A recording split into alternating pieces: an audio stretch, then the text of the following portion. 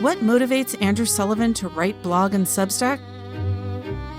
He'll join us to talk about his anthology, Out on a Limb. How do you recount the story of your family in a fictional trilogy? Layla Slimani will be here to talk about her new novel, In the Country of Others. Alexandra Alter will be here with the latest in publishing news.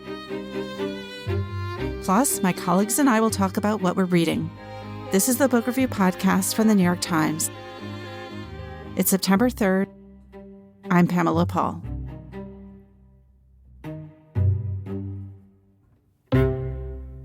Andrew Sullivan joins us now from Provincetown. His new book is called Out on a Limb, Selected Writing, 1989 to 2021. Andrew, thanks for being here. Thank you so much for inviting me. So why did you decide to do this, to put together an anthology of these years of writing? Well, my main form of writing is the essay, the shorter piece, and they're dispersed all across the internet, some in dead tree papers that are buried in places no one will ever see. And when you are an essayist and a columnist and a writer like that and a blogger, it all feels so ephemeral. So I thought I wanted to just gather them together in one place just as a collected work because they've become inaccessible over the years. And I think a few of them are really helpful in understanding the history of the last 30 years. I've set it up chronologically so you can see the pieces, and the idea is you dip in and out of the book and pick whatever you find interesting. But you can also see the arc of history in it. You can see the arc of the gay rights movement. You can see the arc of American conservatism with its eventual degeneracy. And you can see the war on terror and its after effects. And you can see an individual person just trying to figure it all out as he goes along with obvious fallibility. I have to pause on a word you used just then, because we still have columnist and we still have essayist, but blogger feels like a word that should have gone the way of weblog. Are you a Substacker now? What has replaced that? How do you think of yourself? Well, in some ways, the Substack, the weekly dish, is a kind of attempt to merge blogging in real time, which is what I was doing for 15 years around the clock, which is a very particular kind of writing. And in the book, there is an essay called Why I Blog, which attempts to understand what blogging did to writing, how it changed it, how it made it more immediate and provisional. But that, in the end, of course, becomes draining and exhausting. And the instant judgment, the really instant judgment, I mean, 10 minutes after something happens, is incredibly unsatisfying in the long run. And so I'm trying to do a mix. In other words, the weekly dish has a big post, a big column, a smaller blog post. It has some of the features of the old blog, but it's weekly, and it's an attempt to summarize the week, and it has a bit more finality. But I do think that blogging as a forum is worth keeping, mainly because at its best, it's a way of using the internet to genuinely exchange ideas. I think Twitter obviously struck a real blow to that kind of blogging. But in a way, as Substack reemerges, a lot of the early bloggers are on Substack now. And if there's some way in the future to make it possible that you can access many of them, some of that very helpful exchange of ideas that was quite reasoned and moderate and generous in the early days of the blogosphere might return. Of course, it all degenerated into Twitter madness, but I don't want to throw that entirely away. You open your book in 1986, I think, with your graduation from Oxford and your first day at the Daily Telegraph. And it's like every single stereotype of what you imagine from Evelyn Waugh's Scoop. You know, it's on Fleet Street and you've got an editor who's referring to you as Dear Boy. And I have to wonder, I mean, do you miss that? Do you miss having an editor? Oh, yes. Editors are incredibly important to writers. And I benefited enormously from the editors who helped me write the essays and columns in this book. I think of particularly Leon Wieseltier, Adam Moss, people who really championed my writing and gave me a place and an opportunity to do what I did and helped me write better. So yes, I do, to be perfectly honest with you. However, my colleague at the Dish does go over my stuff and helps me adjust it at the last minute, or not even at the last minute, helps me finesse the idea or sometimes hone the piece. Sometimes I'll overhaul it overnight if he has said something that I think makes a lot of sense. So I think good writers always look to be edited. It's the bad writers that don't. On the other hand, I was an editor for a very long time, so I'm used to that process. And some part of me also, when I was blogging, just developed the ability to look at my own words and say, oh, cut that. It's useless. Why are you blathering on here? Because I just developed the skills to do that for other people. And I try and do that to myself. We'll get to some of the ideas in the book, but I want to stick with the form and the media itself for now, because one of the things you notice right away in this book is that some of these essays are really long. I was trying to figure out the pieces you wrote for the New York Times Magazine. I don't think the magazine even publishes pieces at that length anymore. And yet at the same time, you constantly hear from internet advocates that people are willing to read long online. And I wonder why magazines are not publishing at that length and what we lose, despite the fact that it doesn't seem that readers have lost an interest in reading at length. Part of it is the medium, you're right. I don't think, and having worked in that space quite intensely for a long time, the internet really is the place which conditions your mind or even sets the tone to do a deep dive. And somehow having that on a piece of paper on your lap in your sitting room or living room or even on your morning commute has a different feel to it. And it kind of conditions a greater amount of patience and care. The things that I use, for example, to read a longer piece are devices that can save the piece online to a reader. And then I sit down with my iPad and I read essays on that platform. Sometimes I read them also on my phone when I'm sitting waiting. And I do think there's a chance of that. I think that people are scared that in our culture, people won't appreciate taking some time with a subject and taking some time to examine some real nuances in it. I've had fantastic responses online to some of these big essays. I mean, for example, a big essay on opium or a big essay on plagues or on internet culture. And, we've got up to 500,000 views on some of those when they were first printed. So it is hard, though, Pamela. It's very hard to keep a reader's attention for 8,000 words. So it really requires vividness, constantly anticipating their boredom. Mike Kinsley, my first editor, who's also a wonderful influence in many ways, used to say, every time you have to turn a page, you lose a reader. And so he was really a brutal editor in that way. So I think you learn, if you are going to be long, please be concise and smart and vivid. And that's what keeps people engaged. And I think the essay form, in its best expression, also has an element of personal confession in it. It's a treatment of a objective subject, but with a good deal of subjective sprinkling in it to bring the reader in, to make the reader realize why you care about a topic or how it's impacted you. And it doesn't have to be overwhelming in the piece, but there's always that little point where you want to bring that personal touch in. I want to go back to some changes in the media, but let's talk a little bit about how you organize this book, which is purely chronological. And I'm curious if that was the obvious way to go, or did you think about doing something more thematic? It wasn't obvious at all. In fact, at the beginning, it was separated out into various themes and subject matter. But it struck me that doing it chronologically, first of all, was simple. But also it gives you this sense of history, this sense of the passage of time, which helps reinforce the point that at any particular moment in time, a writer is going to have provisional knowledge that might subsequently be renewed and force that person to reconsider his or her position. So I did it like that in order to just get that sense and also to see the arc of history, whether it be, as I said, the gay rights movement or whether it be the conservative movement or the other themes in the book. It's also a book supposed to be dipped into. So it's not designed and structured to guide the reader, except to say, this kind of interesting chronological ordering here.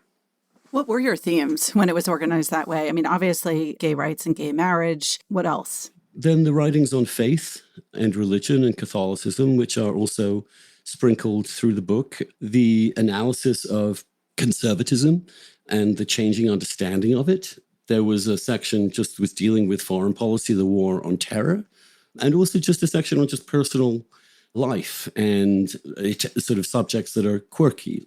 Like I have a defense of Monica Lewinsky and an appreciation of Bayard Rustin and a big essay on Pope Francis, a little essay about the sexual orientation of Abraham Lincoln. And they didn't really fit into any category, really. So we had this sort of catch-all category. And at the end, I'm like, this is all too contrived. Just do it chronologically, put it out there. People can figure this out for themselves. For those who haven't been following your career from newspaper to magazine to now Substack, just give us a sense of that chronology. Where were you in 1989? Because you don't start at the very beginning with this book. And how did you move through the media world to where you are today? Well, it was all a bit of a blur, to be honest, Pamela. I mean, I started as an intern at the New Republic in 1986 and worked my way up from there. I did some essays, but I was also in graduate school at Harvard in a PhD program, political science. So I dodged back and forward for a few years and then came back as a junior editor, having gotten my PhD. And then all of a sudden, I was only 26, the owner of the magazine decided that he wanted a new editor. And he promoted me in a way that was utterly reckless, it seems to me, in retrospect. Did you feel ready?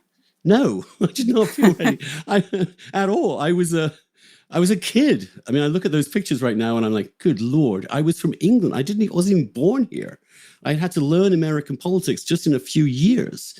And now I had done every single job at the magazine before I was named editor. I'd been a junior editor, staff editor, copy editor, ferried books around, did the scut work. So I knew the magazine well, and I did my best. And I did that for 5 years, and then quit and really became a writer of essays, but also increasingly a campaigner for marriage equality and military service for gay people, which became a bit of a crusade for me. And then in 2000, started the blog, which continued for 15 years. At the same time, for 18 of those years, I wrote a weekly column for the Sunday Times of London, which no one in America ever really saw. And that had a lot of fun little nuggets in it over the years, which I was able to mine. So when I took the blog, as it was, from different media entities, so I took it to Time, The Atlantic, The Daily Beast, and then took the blog independent in 2013. And we lasted a year, and we actually managed to make some money and was profitable. But the pace of doing this was exhausting. And I basically had a breakdown in 2015, just physically. I was just exhausted and couldn't do it anymore. And so you also see in the book the arc of my enthusiasm for blogging. And then you get this essay, I Used to Be a Human Being, which is really about my death by blogging and a desire to escape that particular online living. And so after that year, I came back and started writing for Adam Moss again at New York because Trump came back. And I felt like Trump arrived, rather, and I felt the need to address that. And then at New York Magazine, as people might be aware, there came a point at which my politics and the politics of the magazine was so incompatible, or at least I didn't think incompatible. I thought you could have someone who was a bit of a dissenter within a magazine, but they didn't. And so I left to start a Substack on my own. And right now we're just about to hit 100,000 people get the email every week, which is just amazing and incredibly encouraging. When you think back to that early enthusiasm you had at the New Republic and to the kinds of things that motivated you going into journalism, are those the same things that motivate you to write, the same kind of questions that you're trying to answer? Are those the same now as they were back then? Some are and some aren't. The questions that I had about how homosexuals can fit into the broader society and the questions of the morality of gayness and the conflict between Catholicism and homosexuality. These were things that occupied me much more intently towards the beginning of my career, because that was when we were in a different world and I wanted to change that world. And secondly, also the deeper issues of how should we govern ourselves? What is the role of government? What is the meaning of religion? And what is its role in our society? They've just been constants. I don't have answers to these things. I've been evolving like most people. Some things weirdly have been thematic. So, for example, it's kind of interesting for me now to look back at my writing about AIDS and HIV and viruses and pandemics, and then see 20 years later, 30 years later, the same issues come up in a different way with COVID. So things come and go. But the core questions, I think my Catholicism has become much milder and more humble over the years. I think my conservatism similarly. I think the certainty I felt in campaigning for war in Afghanistan, for example, or war in Iraq, in real time melted into thin air as I saw the consequences of my mistakes and my misjudgments and my enthusiasms. So I think my attempt to dial down some of the zeal to understand that I am not in any way capable of being certain in a way that no other human being is capable of being certain, to make my best judgment, but also to accept that I'm not going to get things right. And the process is refining that over the years to try and understand the world better. I mean, one has a choice as a writer. You can either just kind of keep relentlessly moving forward, or you can do what you did here and go back through writing over the course of over 2 decades and reread everything you've ever written and reconsider it. And given the fact that you've been criticized for a number of things that you've done, I mean, that's a kind of interesting decision, right? You still today, you've gotten and continue to get a lot of criticism for probably 2 things more than anything else, right? Your support of the war in Iraq and your decision to include an excerpt from the book, The Bell Curve, in the New Republic in 1987. I mean, you could just as easily have said, I'm not going to revisit that, but you chose to do that here. Yes, because I think a writer really has to be accountable, and I think to be trusted. And I think if writers just make mistakes and errors and then carry on blithely as if nothing happened, which is really what elites have been doing in this country for too long. I was going to say, it's a very popular thing to do. It's not unheard of. No, it's become our modus operandi. I mean, it's the way we just pretend we haven't screwed up massively. I mean, the last president was probably the extreme version of that. But most politicians feel that way, and some writers do too. But look, on those 2 issues, I wanted to revisit, first of all, the analytic mistakes I made with Iraq, that I thought I violated my own conservative principles. I didn't respect Iraqi culture and the differences between peoples as I should as a good conservative. I should have been much more concerned about the risks that followed.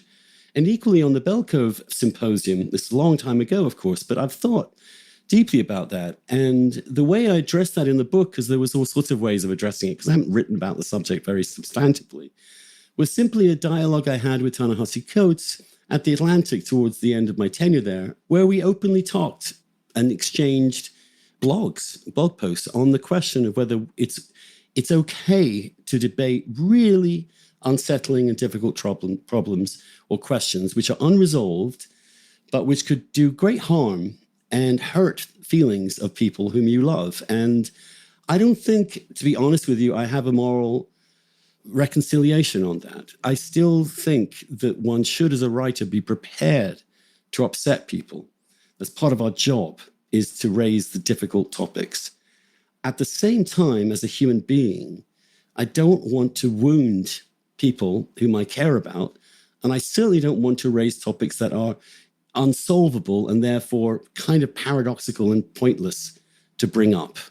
So I've wrestled with those 2 things. And I think the way I've tried to express it in the book is not to actually include the stuff originally that got me, because I don't want to include an essay that argues for war in Iraq now. I don't believe it. But I have an essay on what I got wrong. I don't want to go because I've never really written to any degree really about race and IQ, but I wanted to concede that I had made that editorial decision and then hash it out with one of the most brilliant and gifted Black writers of his generation. And I think that's the way to handle some of this stuff. But I'm not going to revisit that topic, and I won't have any interest in doing so in the future. What was that exchange like for you with Ta-Nehisi, and how did you come away from it? Because it's very different from, I guess, what passes for exchanges now on social media. Yeah, because we actually were prepared to be uncomfortable and to also not demonize one another, but to attempt to explain sincere and deep disagreement without demonization. And that is a very hard thing to do. I do think it's worth trying. And for example, in my own case, on the question of conversion therapy for gay people, for example, perhaps the most controversial aspect of the question of homosexuality. Did your mom make you gay? Are you screwed up because your parents brought you up wrong? The whole Freudian analysis of homosexuality. And rather than demonize the people who made that argument, I actually read them and had a big essay in my book, Love Undetectable, exploring those arguments sympathetically in order to eventually rebut them. And I went to talk to fundamentalists who said things about gay people that would curl the hair on your chest, that some of the most fanatical opponents of gay people I went and talked to.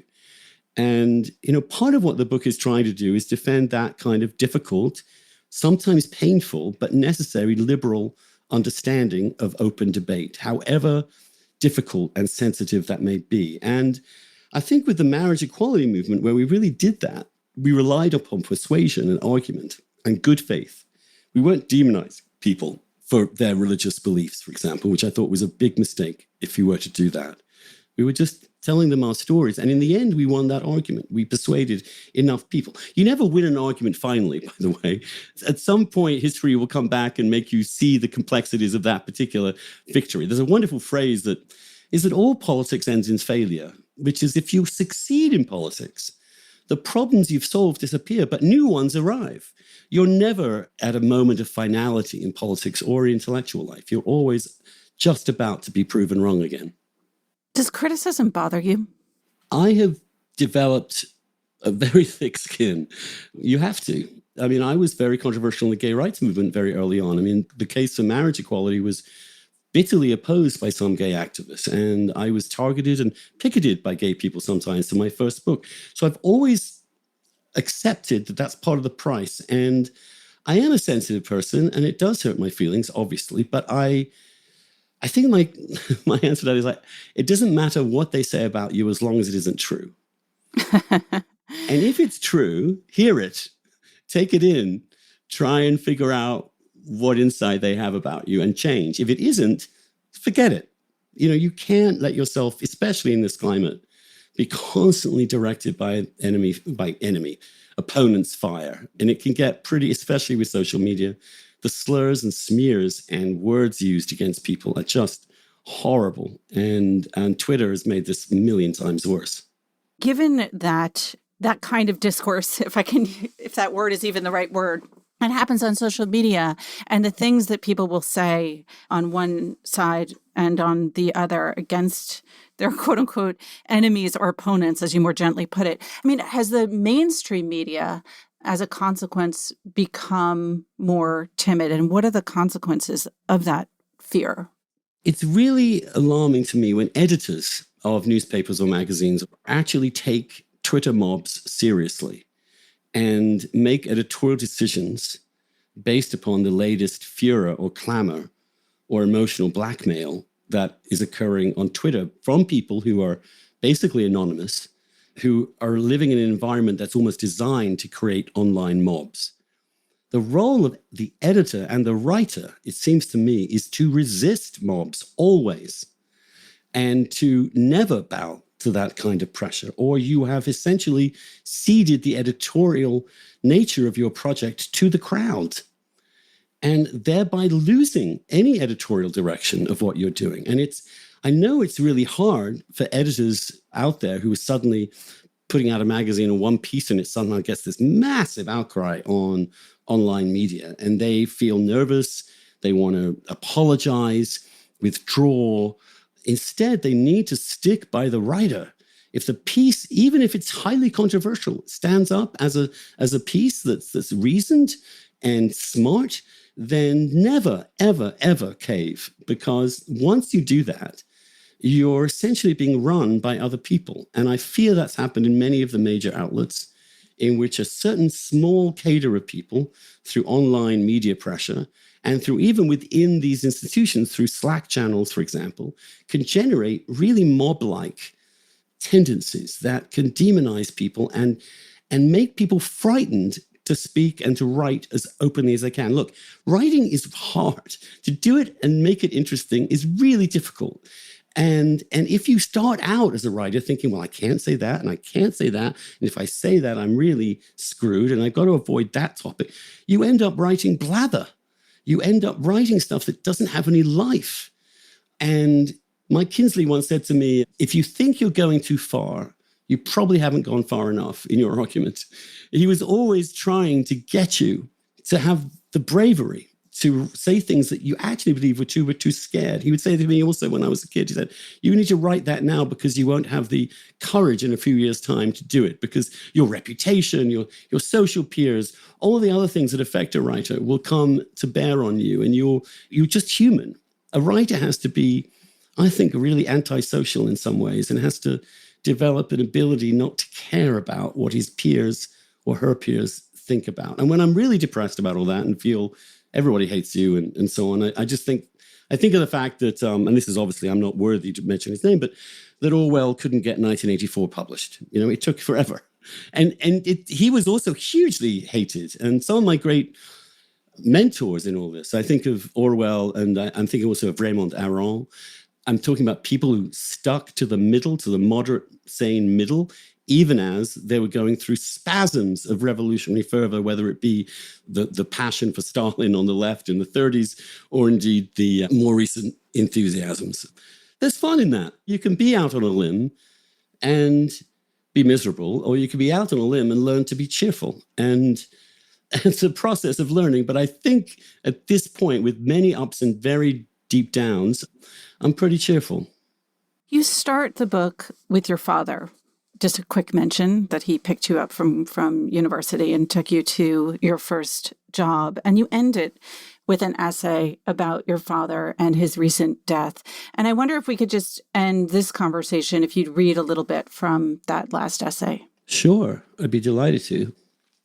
This is from an essay called Two Sexes, Infinite Genders, where I'm talking about the essential nature of the binary sex question with the multiplicity of expressions of masculinity and femininity that we're open to. And my father, as an almost classic emblem of a kind of masculinity, and how he helped to teach me a little bit about how more complicated being a man actually is. My dad was a near model of classic masculinity. He was a superb athlete who had competed for England as a middle distance runner. He'd been captain, first of his high school rugby team, and then of our town's. He was taciturn and bloody-minded, threw his weight around in our house, fished in the North Sea, raised rabbits and chickens, and drove fast. He routinely knocked down parts of our little house whenever he felt bored, to add extensions, which he rarely finished. His mates drank lots of beer, and it was clear he was much happier among them than with his own family. He even had a midlife crisis and bought a racy car and leather jacket. It was as if he felt the need to act out a near parody of, quote, toxic masculinity, unquote. He wasn't cruel to me, but he never came to any of the school plays I was in, or any of my debating contests. Too girly, I suppose. And of course I felt as if I had let him down. I remember with more than little poignancy how he once gamely tried to teach me how to kick a soccer ball, and how utterly useless I was. What he didn't let himself experience to its fullest for a long time was another side of himself. He loved to draw and to paint. After his death, a year ago, we found a letter that showed he had once been admitted to the Slade School of Fine Art in London, perhaps the finest such institution in the country, and a great honor. He never told us of this, and I don't know why he turned down the place. Probably his need to earn money, but maybe also the price of gender conformity. But as soon as he retired, and especially after he got divorced, he started painting again, and the results were spectacular. I cannot help but wonder what kind of life he might have had if he had had the courage of his own non-conforming desire, what great paintings he might have produced over time. When I came out to him, he suddenly bent down and sobbed.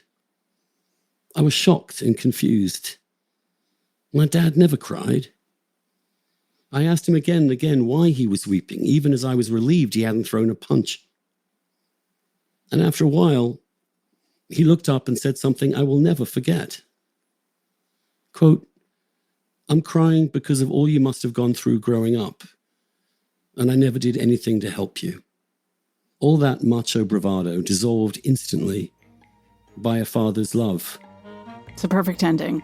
Andrew, thank you again for being here. Pamela, I'm incredibly grateful. Thank you so much. Andrew Sullivan's new book is called Out on a Limb, Selected Writing, 1989 to 2021.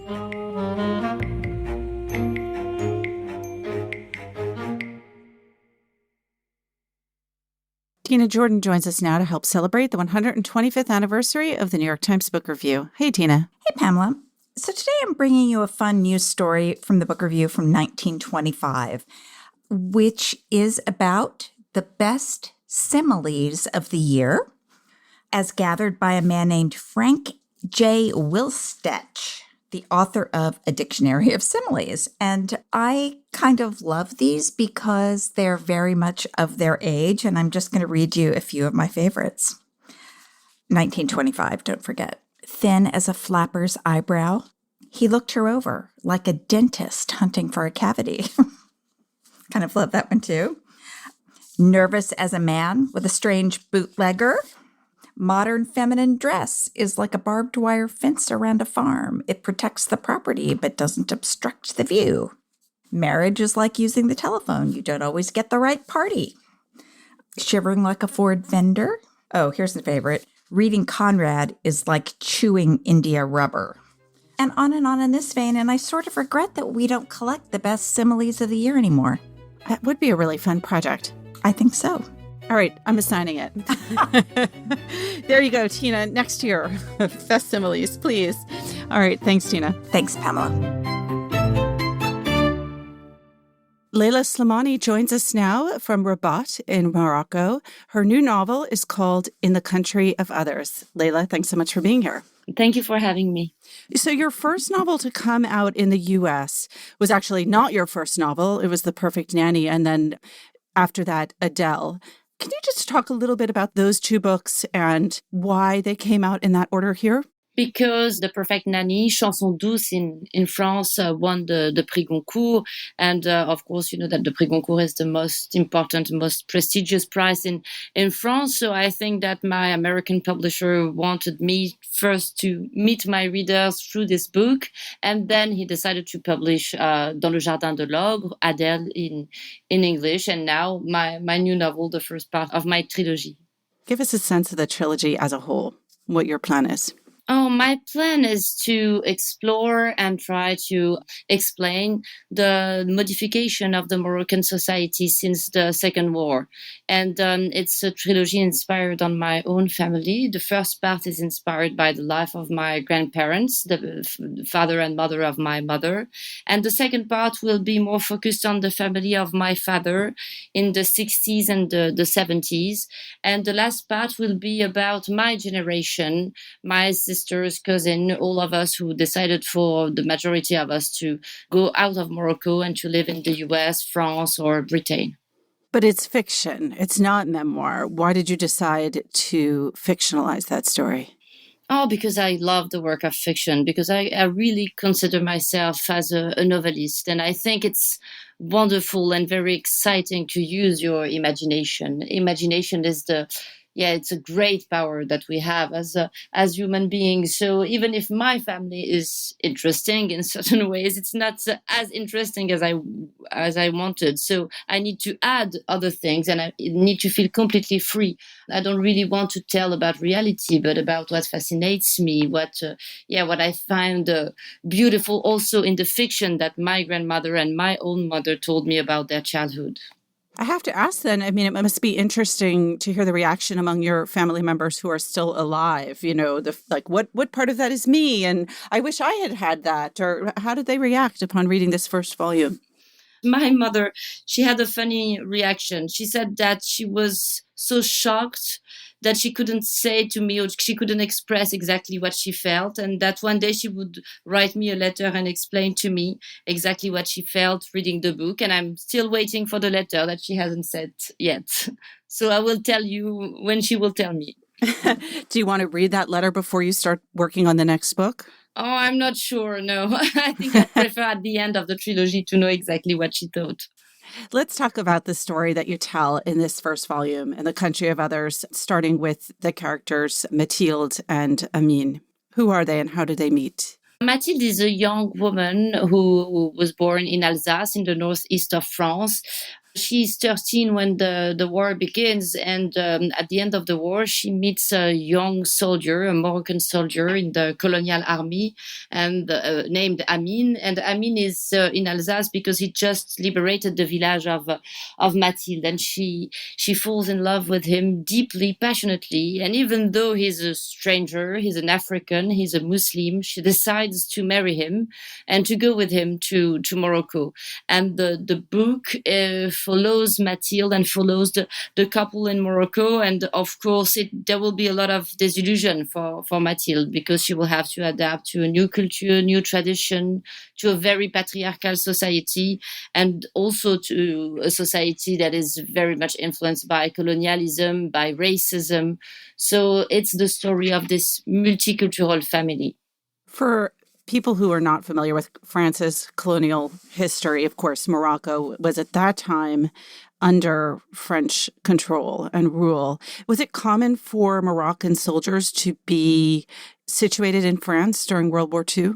Yes, of course. For many people, for coming from the colonies, as we used to say, people from Senegal, Algeria, Tunisia, or Morocco, they fought, of course, in France, but also in Italy, also in Germany. My own grandfather, he was a prisoner in Germany for many years, and in France in the 90s, when I was young, there was a huge scandal because people discovered that those ancient soldiers, those ex-soldiers, they had nothing actually. They had no recognition financially and also morally by France, and really France, we can say that France had completely forgotten them. So what was the attitude at that time while they were in France fighting against Germany? I think that for the majority of them, they truly believed in the necessity to go to war and to fight against the Nazis. I think they were convinced by the values of freedom, of equality, of fraternity. But at the end of the war, when they came back to their country and everything went back to like before, and people were humiliating them and they were victim of racism, I think that they were very much disappointed because they felt, okay, we went to France, we fought with all our bravery, with everything. A lot of us died, and we have no recognition for that. So I think that's a turning point in the story of the colonies, because at that precise moment, a lot of Moroccan people, they changed completely their attitude towards France. So was that really a pivotal, or maybe the most important factor, moving Morocco along to the fight for independence? Yeah, I think that the wars changed everything. The fact that France was defeated by the Nazi, also the fact that that France decided to collaborate. I think that for a lot of Moroccan bourgeois, for the elite, they saw France as a weak country, and maybe they thought, why should we be dominated by a country that is defeated by the Nazis, and decide to collaborate with it? And also, I think that the fact that the Americans came to Morocco changed also the way people were looking at France. For them at that time, America is the real power, the real strong country, the real modern country, and America is not a colonial country. So I think also that it had a huge influence on the Moroccan bourgeoisie. How common, getting back to the story of Mathilde and Amin, which again obviously echoes the story of your own grandparents, how common was it for white women in France to marry immigrants or soldiers coming from North Africa? It was really rare. It was really rare because it was very subversive. It was scandalous.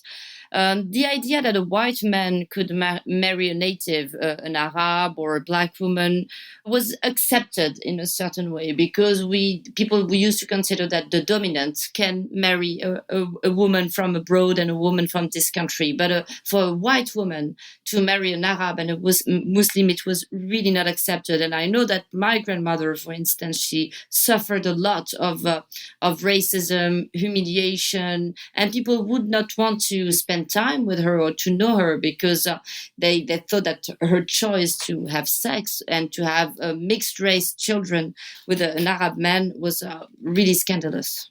And what was the attitude of the Moroccans when she moved to Morocco towards her? Was there a different kind of prejudice and bias against her? Yes, of course. First, the fact that she was a woman, that she was a very modern and very free woman. My grandmother, and also the character of Mathilde, she wants to have fun. She wants to speak out. She wants to share her emotions, her experience. And I mean, he doesn't understand that. For him, a woman, she has to obey, to be very quiet, to stay home, to cook for the children and for the family. And Mathilde, she doesn't want that. She doesn't accept that. So there is a big gap between the two characters when it comes to their different culture, religion, tradition, etc. Was she completely unaware, the character of Mathilde, and I guess a little bit by extension, your grandmother, of attitudes towards women in this traditional Muslim culture in Morocco? I think that she was not completely aware of that, or she had a very fantasized vision of the life of women in those countries, probably influenced by Orientalism. So I suppose that Mathilde, but also my grandmother, she thought that there was harem and a woman, very lascive woman waiting in the harem, but she has not a realistic vision and a realistic idea of what it is to be a woman in a country like Morocco. And when she arrives and she meets her mother-in-law and her sister-in-law, of course, she will understand that her husband can be unfair and very hard when it comes to the woman of his family. And what about for their children? I think that, I mean, he has mixed feeling. At the same time, he wants a woman to obey and to be traditional, but he's also influenced by a new movement in Morocco, the nationalist movement that considers that Moroccan women should go to school, should emancipate. And I think that by marrying a European woman, a man like Amin, he thinks that his own daughter, she's going to do something with her life. She's going to maybe become a doctor or a lawyer. But there is a big difference between the way he looks at his daughter and the way he looks at his sister. He thinks that he has to dominate his sister, but maybe the new generation will will be lucky enough to emancipate and to be educated, etc. So the characters of Mathilde and Amin are loosely based on your grandparents, and your mother was the child of this couple. Is that correct? Yeah, absolutely. And so in the second volume, you're then going to pick up with your mother's story and with who she married. Did she stay in Morocco? Yeah, she stayed in Morocco and she became a doctor. And so she married my father in the 70s. And my father came from a very poor family of Fez in the center of Morocco, but he was a very brilliant student. So he went to the colonial school and then he studied in France. And when he came back to Morocco, he became the youngest minister of Morocco. I think he was 30 or 31. And so I'm going to tell this story in the second part of the trilogy. What was your relationship with your grandmother like? Oh, I spent a lot of time with my grandmother when I was a child. Would spend a lot of time in the farm with my sisters.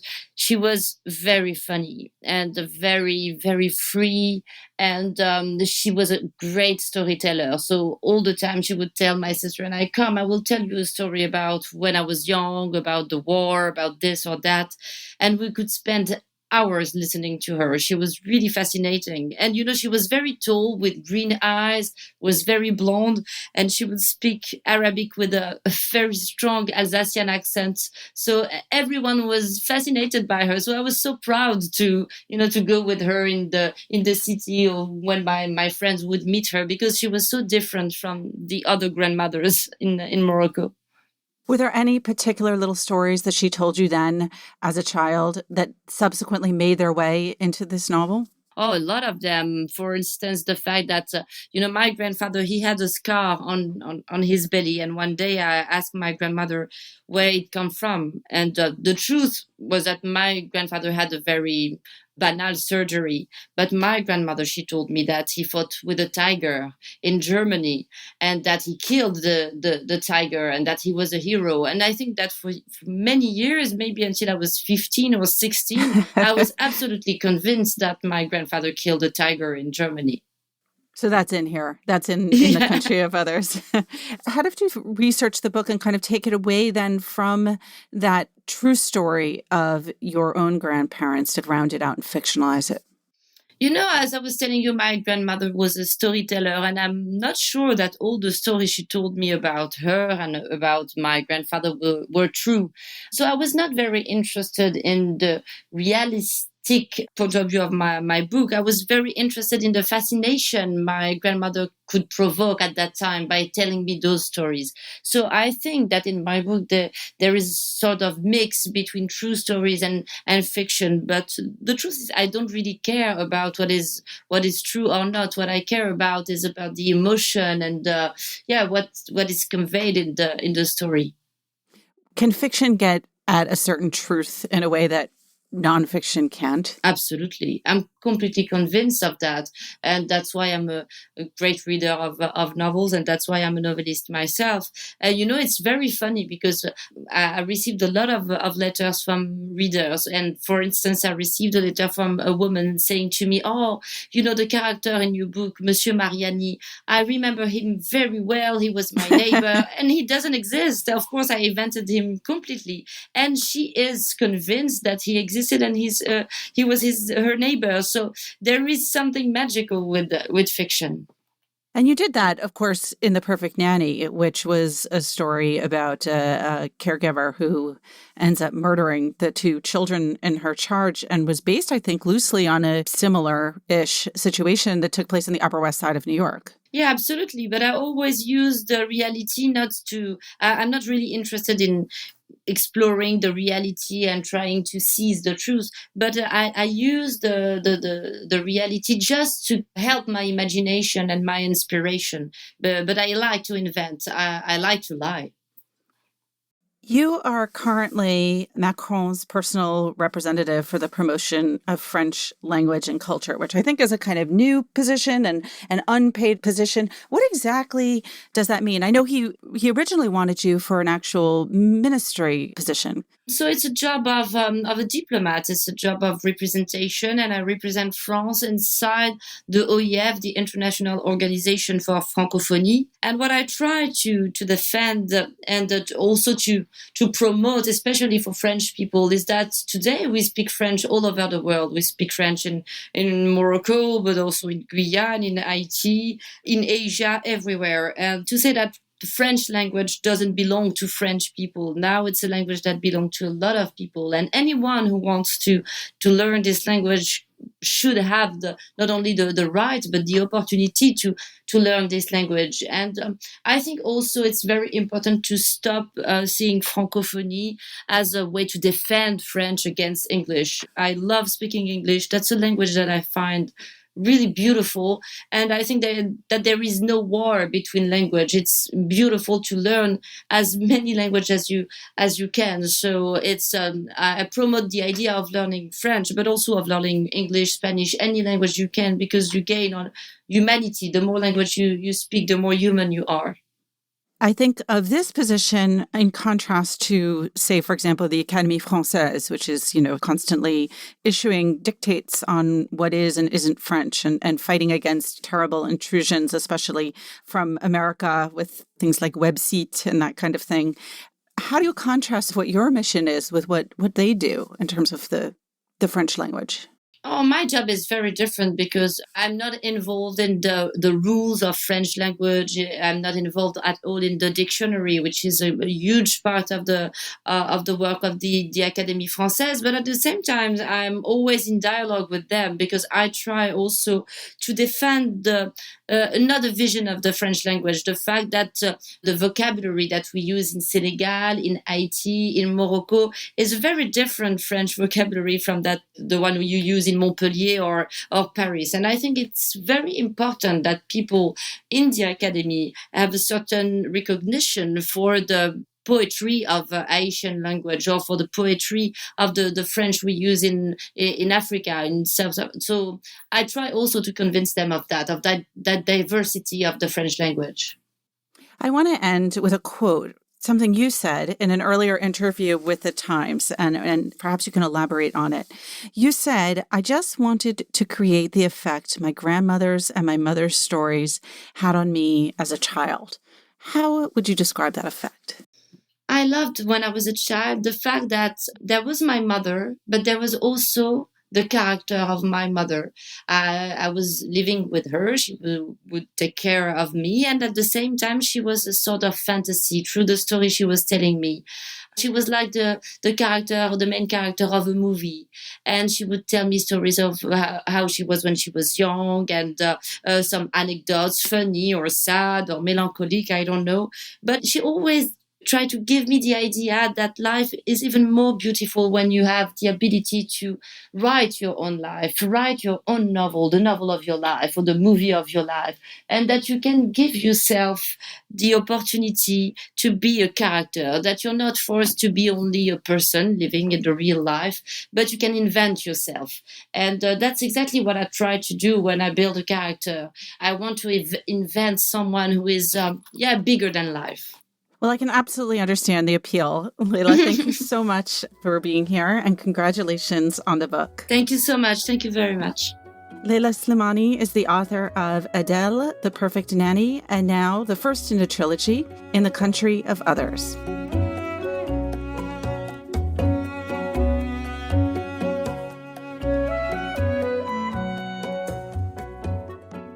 Alexandra Alter joins us now with some news in the publishing world. Hey, Alexandra. Hey, Pamela. So I have good news this week. There are earnings reports coming out that suggest that this really sustained boom that we're seeing in book sales has continued from 2020, which was an incredibly lucrative year for publishers, into 2021. So the latest report from Penguin Random House, which is the largest publisher in the United States, showed that their sales were up, particularly in the US. It was their parent company, Bertelsmann, which gave the earnings report, but their US sales were especially strong, up 22% over last year for the last quarter.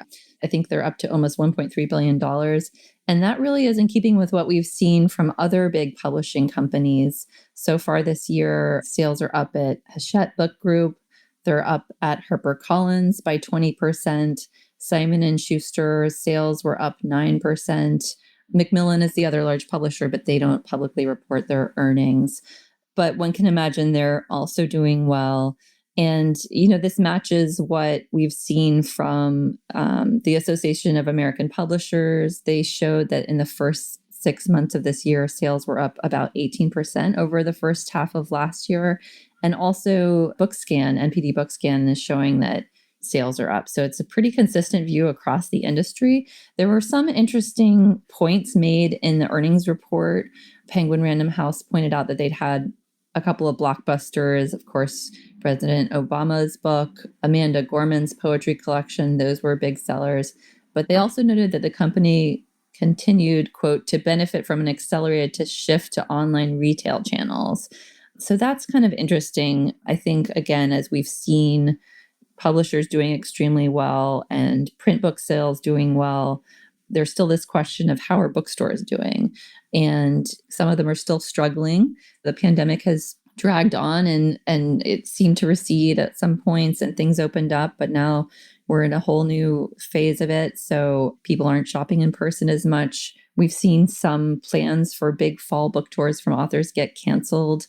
There's probably going to be more canceled literary festivals. So things that used to drive foot traffic into bookstores are still not really coming back. And so there is this concern that this shift to online, which really speeded up quite a bit during the pandemic, could become permanent. And what does that mean for the health of physical bookstores and also for literary culture? If you're not able to gather in person and have readings and signings, what does that mean? So I think those are questions we'll be looking at in our reporting in the coming months. Is there any equivalent of the Barack Obama book coming this fall? And dare I ask, do we know when the second volume is planned for? So I don't know when the second volume is planned for, and I don't think there is going to be a political blockbuster on that scale, although we have continued to see huge interest in books about politics, and particularly about Trump, and Bob Woodward's latest will be coming. His last couple of books about Trump were huge hits, sold, I think, 2 million copies upwards of. So we'll be waiting to see how that book does. I think what people are really looking forward to this fall, and I am as well, is there's just an incredible amount of great fiction coming out. So, maybe it's time to pause on all the disasters in politics and things like that and enjoy some great fiction. So people are really excited about the Sally Rooney. We've had excellent coverage of her new book. There's a wonderful novel from Richard Powers, Bewilderment, that people are excited about. There's a new book by Colson Whitehead. There's a new book coming from Wole Soyinka, who's the Nobel laureate, and I think it's its first novel in decades. There's another book from Anthony Doerr, Cloud Cuckoo Land, which is a very different book from All the Light We Cannot See, which was a huge hit, plus all kinds of fun, genre fiction coming. So publishers are really excited about, and readers are very excited about what the fall has to offer. I think booksellers are wary of supply chain issues, which were a problem during the pandemic and even before, particularly if you have a book that becomes a surprise hit, a runaway success, and you can't get reprints. This has been a persistent problem for publishers and authors, and it really can kind of stop a book in its tracks. So with so many buzzy and highly anticipated books coming out at once, I think booksellers are very concerned about having enough stock to meet demand. So we'll see how the supply chain holds up this fall. I think it's also really exciting and interesting that some debut fiction is still managing to break through. The new book by Honoré Fanon Jeffers, The Love Songs of W.E.B. Du Bois, debuted at number 4 on the New York Times bestseller list this week. Of course, it did have a little help from Oprah, but still nice to see. And we should mention that there is one Barack Obama book this fall, which is, of course, the book that he's doing with Bruce Springsteen. And I imagine there'll be 1 or 2 people interested in reading that. Yes, that's right. They'll be competing with Dolly Parton and James Patterson's new collaboration. And Louise Penny and Hillary Clinton. Oh, that's right. That's right. So many interesting crossover collaborations. All right. Lots to look forward to. Alexandra, thanks so much. Thanks for having me.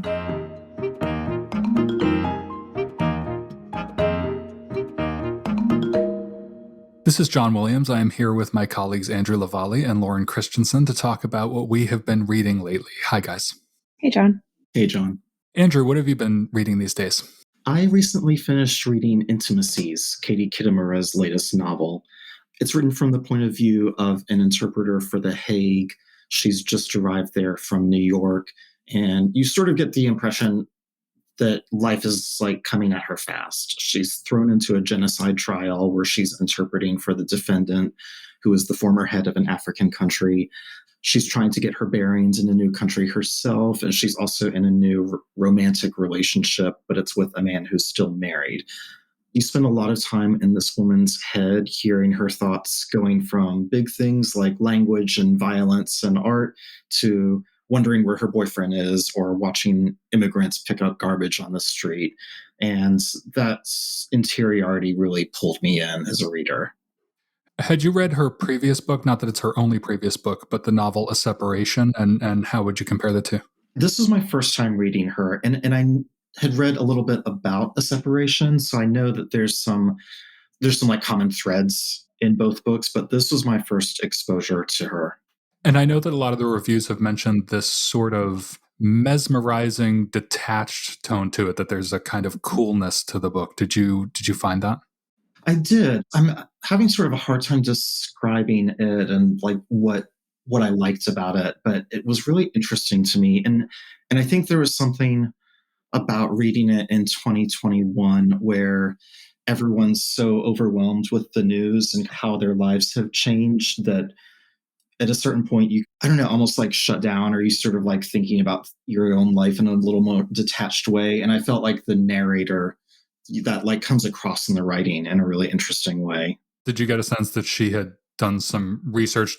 Because The Hague is such an interesting place to set a novel. Is there a sense that you're really getting a view of what it's like to be in a trial there? I did. And I think she had done some research on this, to spend a little bit of time there. And I did feel like that came through, particularly in the observations about what it's like to be new there, what it's like to see beyond a little bit of the hype about the Netherlands. I've never been there, but I have the impression of it as this very kind of law-abiding, orderly, clean place. And there are definitely times in the story where you see her seeing beyond that, like seeing that there are some of the issues that America is struggling with in this place that you think is maybe beyond it. Right. All those happiest people in the world features. Yeah. Lauren, what are you reading? So I also read Intimacies by Katie Kitamura, and that's not the book I'm about to discuss, but it's interesting because you guys were talking about the detached tone, and when I hear detached, I almost think of this kind of Salinger, like jaded voice, but her detachment seems really like a coping strategy. There's this like numbness to the way she's absorbing all of the pain around her, small scale and big scale. I guess just comparing that to what I'm reading now, I'm halfway through the late Randall Keenan's debut novel, A Visitation of Spirits. And there's just this multiplicity. It's like the exact opposite impression of just like you're kind of inundated with these voices and this really loud world that's insisting itself upon you. So it's about a very religious Baptist Black family in this small fictional town in the South, in North Carolina. So it was written in 1989. It's his debut, as I said, and the events take place in 1994 and 1995. So I have to keep reminding myself that this was a near future novel, which is it's just kind of a cool thing to be reading it now. But there are many characters, as I said, but I think the main focus of the novel is this kid named Horace Cross, who's this bookish, very academically gifted teenager. And all his older family members are reverends, preachers at the church, despite also being adulterers, drinkers. They have all sorts of private sins, but they are outwardly, and they really try to be very righteous people. As the book is opening, Horace is deciding to transform from his human form into a bird, and you have no idea why he wants to do this. But he's very feverish about this attempt and really excited. It feels like this like big moment of liberation for him. And when he summons these spirits, according to these like mystical instructions he's read in a book, he ends up summoning a demon who guides him in this like night-long fever dream. And he's confronting his shame. And it turns out that he has discovered, he's a teenager, but that he's gay. And it is something that he feels very, very ashamed of in this family and unsure what to do with. Does he follow his impulses and his desires, or does he follow God in the way that his family has presented it to him? And that's really as far as I've gotten. It's really brilliant. The structure is very postmodernist. The timeline's not linear. It's kind of jumping back and forth between this fever dream and these older family members' recollections in the future. But one thing that Keenan can really pull off that I can't remember if I've seen pulled off before is he'll just weave subtly between the first person and the close third, even in one paragraph.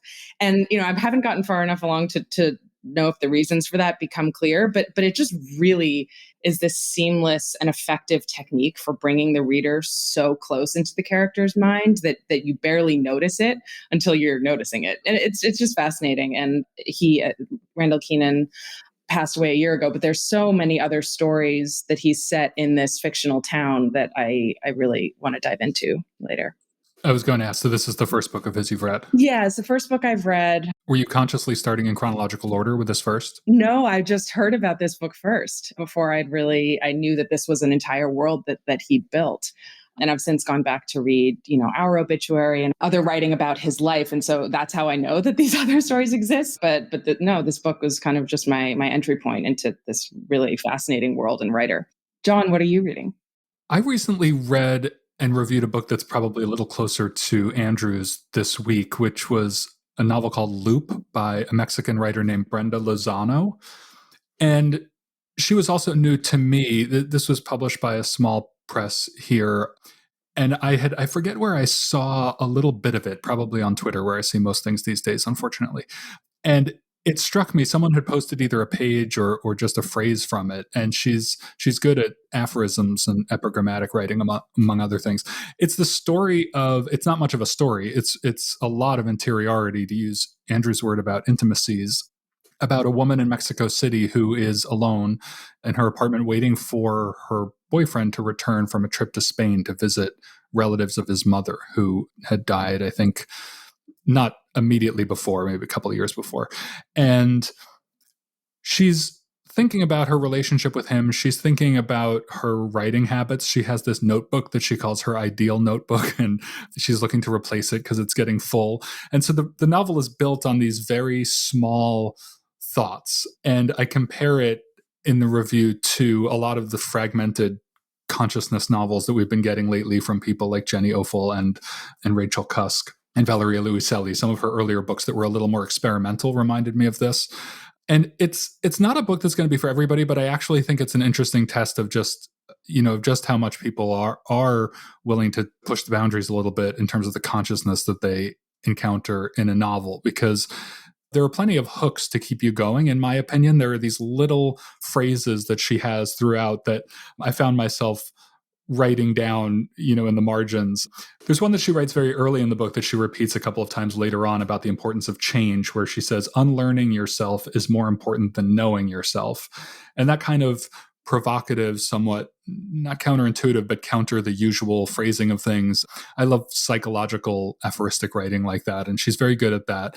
And within that, I don't want to make it sound like there aren't bigger concerns in the novel. There are a lot of concerns about relationships and love and Mexico and violence, because I think under the surface of this book, erupting just a few times, but very powerfully, are thoughts about the epidemic of the murders and violence against women in Mexico over the past, now a fairly long amount of time. So those things are there. They're not foregrounded really, but they're definitely part of her consciousness and her concerns. And the overall feeling you get is of really inhabiting this person's mind. It's playful sometimes, it's dark other times, and that's kind of the point of the book. It is a little bit experimental. I also compare it to this writer David Markson, who, when you mention people like Rachel Cusk and Jenny Ofel, it sounds probably more accessible than it is. It is sort of recursive and and a little bit more challenging, but I found that it actually passed by fairly quickly, and I enjoyed it, and I'm interested now in her. I think she's about 40 years old and considered a young literary star in Mexico. Okay, so let's run down what everybody read again. Lauren? I read A Visitation of Spirits by Randall Keenan. I read Intimacies by Katie Kitamura. And I read Loop by Brenda Lozano. Remember, there's more at nytimes.com/books. And you can always write to us at books@nytimes.com. I write back, not right away, but I do. The Book Review Podcast is produced by the great Pedro Rosado from Headstepper Media, with a major assist from my colleague John Williams. Thanks for listening. For the New York Times, I'm Pamela Paul.